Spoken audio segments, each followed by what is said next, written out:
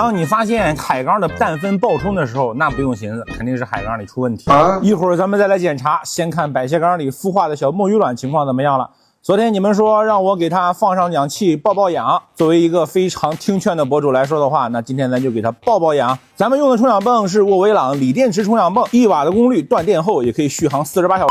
这氧气也打上了，我就寻思仔细看一下这个墨鱼卵吧。这内部的小墨鱼是可以看见的，视频可能拍的不太清晰，它2个小眼睛是比较明显的。然后我就在想，有没有可能这2天已经有小墨鱼孵化了？我就看了一下隔离盒啊，果然，你们看这个是不是小墨鱼？放大了仔细看，这形态反而不像小墨鱼了，倒是有点像皮皮虾。这个角度看得清晰一点啊，上面这个肯定不是小墨鱼，它应该是咱前几天抓回来的骷髅虾的一种。不过当时抓的都是黑色的，这只怎么是透明的？也有可能就是皮皮虾的幼崽啊。下面这个因为角度的原因可能拍不清，但是我可以确定这不是一只小墨鱼，也是一只小一点的皮皮虾。但这一只就不一样了，这是货真价实的一只小墨鱼，可以清晰的看到它的2个小眼睛加它一个大大的脑袋，感觉下面的小腿发育不好。看颜色的话是还活着，但是感觉它没有动呢。放进充氧泵去以后，它会随着充氧泵随波逐流，这应该算是咱正儿八经孵化出来活了的一只小墨鱼吧。看这个形态，到底它能不能活下来呢？这玩意儿要在海里，那不纯纯的鱼饲料高蛋白啊，一口一个。这我要不给它放了隔离盒里单独养的话，扔了缸里肯定是让鱼吃了，尤其是咱缸里的比目鱼。你们说我这小墨鱼到底能不能养活呢？现在咱还有个10几个卵没有孵化，有没有繁殖过墨鱼的？有没有什么经验可以给我分享一下？感觉刚生出来的这只够呛能活。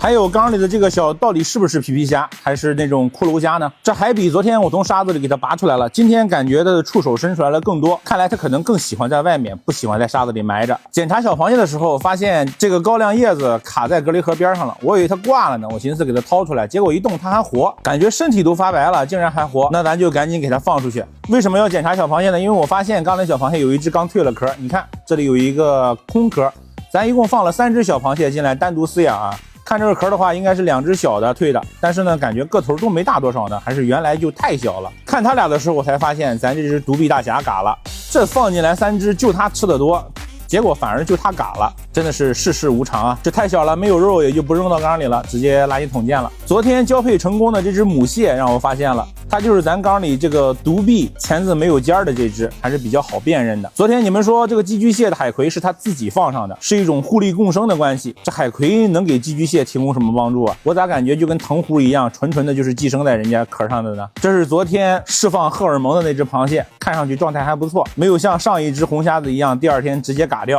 感觉还是生龙活虎的，应该问题不大。这要是交配完了就挂，这么大的螃蟹也挂了，可就得不偿失了。再说回小海缸，为什么是会氮分爆冲呢？因为里面的鲨鱼卵臭了。你们不要怪我拿起来晃啊，我这是拿起来闻了闻才确定它已经嘎了的，因为已经臭了。那咱就不能再继续在缸里放着了。上一颗鲨鱼卵因为舍不得丢，导致了咱的少爷阵亡。这次虽然那个小海缸里没有别的生物了，但是有海葵啊，也不能记着就把它污染水，让它们挂掉吧。直接剖开看一看，里面有没有发育成一个小鲨鱼。它里面流出来的物质就跟蛋黄一样，但是呢，味道你们就不用问了，这个就跟臭鸡蛋一样，它确实是不行了才这样的。扒开一看啊，里面只有蛋黄，并没有发现成型的小鲨鱼，证明这次孵化又失败了。你们说我要不要继续再买一个鲨鱼卵呢？这已经2颗失败了，整得我有点不自信了呀，兄弟们。